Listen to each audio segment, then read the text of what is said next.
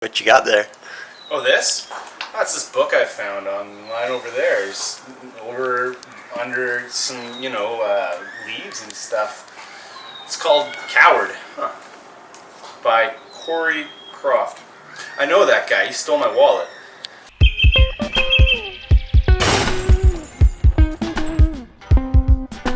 It says, Sam is not a coward. He is a perfect coward. He is depressed, lonely, and all but set on living out his life in numb mediocrity. Lucy is a strange and powerful man with a bizarre and nefarious interest in Sammy. After a chance meeting, Lucy gifts Sam with abilities far greater than anything his uncreative imagination could have ever dreamed of. For his part, Sam must learn to control this mysterious power by either rising above his weakness or giving into them entirely. Corey Croft guy would be better looking if he didn't have that silly colored hair. Why don't we find out about this Sam guy? Sam hated the bus.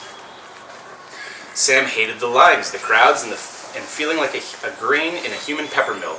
Most of all, he hated the cheating, the line cutting, shoving, and the selfishness of it all. Shit, he thought. The line was a tangled extension cord taken out of the crawl space in early December, jagged and unorganized, bunched together in some parts with gaps like curlicues in a Hemingway letter. The official regulation, as stated in the Public Transit's Corporation's official leaflets, was that no one is to enter the bus from the rear door. It was for exit only. Similarly, no one, aside from the elderly and the handicapped, should use the front door for escape. This would, in its purest theoretical application, allow for a smooth cycling of riders to get on and disembark. Several teeming buses ripped past the bus stop without slowing, with faces pressed against the windows like jarred herring. I wonder if they want to hear this. Might be too old for them. A little bit. When they did stop, the back door was swarmed by a horde that pushed and clawed its way in. The bus driver could be heard robotically admonishing the rogues, "Please do not use the rear door. It is not for entering," giving up on his toothless entreaty with the same lack of intensity with which it began. Each time the bus wheezed to a stop, the greediest of the lot collapsed and assaulted the entrance.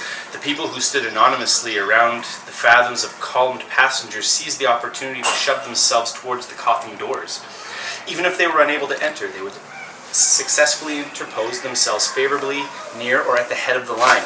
Sam used his greatest schemes to close the gaps, passively shepherding the people ahead, angling his shoulders and squaring his base to prohibit the encroachment of budgers and stem the opportunity for potential line cutters. There were two things he could not understand. The first issue was those who stood outside the line then weaved their way towards the door, wadding at the opening like wet tissue, then slithering back into an advantageous spot. How can they just stand there so calmly? I'd feel like an asshole. I tried it once. It made me sick, he thought. How could they stand with placid indifference like the portraits of bored-looking, sleepy-eyed bourgeoisie? The lack of eye contact raked against Sam's nerves. How else could they be punished by the nasty side-eye of justice that he was throwing? Calm down, big guy. Why are you even getting so worked up? It's not personal. Be patient. Maybe they're in a hurry. So are you, but be better. The second dilemma was the people who allowed this misconduct to happen freely under their supervision, like Nero fiddling while Rome burns. How can people just sit back and let these atrocities happen? Sam eventually scraped into a bus, flaring his elbows to prevent the collapsing line from overtaking his position, dropping the exact change into the coin slot. What a lovely sound. Sam wanted, just one time, to be asked to press the bar and drop a day's worth of coins into the container below. It seemed better than an orgasm. The bus was a sultry and acute microcosm of society to Sam. He tried to make himself as small as possible, removing his messenger bag, folding his shoulders, and tucking himself into a spot that would not limit the corporal freedom of anyone else. He ignored the mobile dancing in his pocket, moderated the sound and speed of his breathing, avoided making prolonged eye contact, and became as inconspicuous as possible. Sam would have done so well in Tokyo. The bus driver powerlessly beckoned people to move to the rear. Few did. Sam grumbled at the congregating mass at the front, unable to pass between backpacks and crisscrossing legs knitted at the knees. "Please step behind the yellow line," the bus driver lethargically demanded without looking at Sam. Okay, sorry, Sam apologized. Excuse me, pardon me. He peeped unassertively at the crowd blocking his passage. Music spewed from everyone's headphones. Sam tried to twist himself through, but found no success. "Sir, please step back." The bus driver tweaked his original tone with drops of peremptoriness.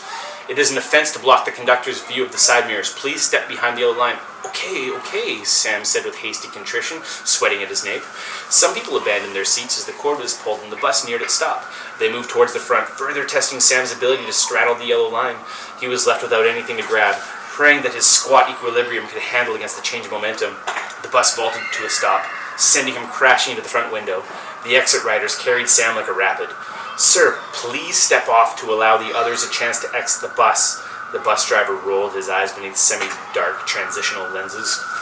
Sam took a step to the ground and clung to the door like a branch hanging over a waterfall to mark his spot as first back on. The bus driver raised his voice. "Please make room." He lowered the ramp for a mother with a carriage and a decrepit-looking man in a motorized cart. The mother flicked her cigarette and entered, blowing her smoke in the bus itself. The old man in the imperial red scooter beeped at Sam as he wheeled on. Neither paid for their journey. "Have to wait for the next bus, sir. Should be right behind us," the bus driver dispassionately informed Sam. "Please do not enter from the rear door. Please move to the rear." The door swung shut. Sam's protesting expression turned to a sigh. The door swung closed as he lowered himself from the bottom step. He realized that he had not grabbed a transfer. "Back of the line, you fucking bum!" shouted someone in the procession. His face lit up with a deep inhale. A second later, "Okay," slithered inaudibly from his lips. He walked to the back of the line with his head buried in his chest.